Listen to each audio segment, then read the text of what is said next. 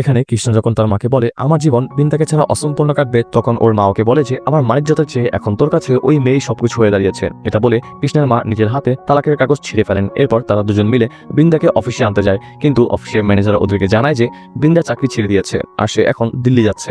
এটা শুনে মা সঙ্গে সঙ্গে কৃষ্ণাকে ফোন করে বলে গাড়ি নিয়ে এখানে চলে আসো, আমাদের এয়ারপোর্টে যেতে হবে। তারপর ওরা দুজনে এয়ারপোর্টের উদ্দেশ্যে রওনা দেয়। ওদিকে বৃন্দা তার বান্ধবী ফ্লাইটে উঠতেই যাচ্ছিল, এমন সময় কৃষ্ণার দুলাভাই বৃন্দাকে সেখানে দেখে ওকে থামিয়ে সব সত্যটা জানায়। সে বৃন্দাকে বলে কৃষ্ণা তোমার সমস্যা লুকানোর জন্য ডক্টরকে দিয়ে ওর মাকে মিথ্যা কথা বলিয়েছিল যে ও নিজেই কোনোদিন বাবা হতে পারবে না, যার কারণে বিয়ের জন্য কোনো পাত্রী পাওয়া যাচ্ছিল না। তখন কৃষ্ণা তার মাকে বলে যে তুমি সব সত্য কথা জেনেও ওকে বিয়ে করতে রাজি আছো। এসব শুনে বৃন্দার বান্ধবী ওকে বলে যে সব সত্য জানার পর তুমি কি কৃষ্ণাকে ছেড়ে যেতে চাও নাকি? ঠিক তখনই পেছন থেকে কৃষ্ণার মা চলে আসে এবং বৃন্দাকে বলে যে আর যাই হোক কখনো কৃষ্ণাকে ছেড়ে যেও না, ও তোমাকে অনেক ভালোবাসে। এসব বলে সে বৃন্দার কাছে তার খারাপ ব্যবহারের জন্য ক্ষমা চাইতে লাগে। এমন সময় কৃষ্ণাও সেখানে চলে আসে। তখন বৃন্দা দৌড়ে গিয়ে কৃষ্ণার কাছে এসে দাঁড়ায় এবং ওর কাছে মাফ চায়। এর বেশ কয়েক মাস পর ওদের দুজনের একটা সুন্দর একটা মেয়ে সন্তান হয়, যাকে দেখে পুরো পরিবারের সবাই বেশ খুশি হয়। পরবর্তী বার দেখতে ভিডিওটিতে একটি লাইক দিয়ে চ্যানেলটি সাবস্ক্রাইব করে আমাদের সাথেই থাকুন।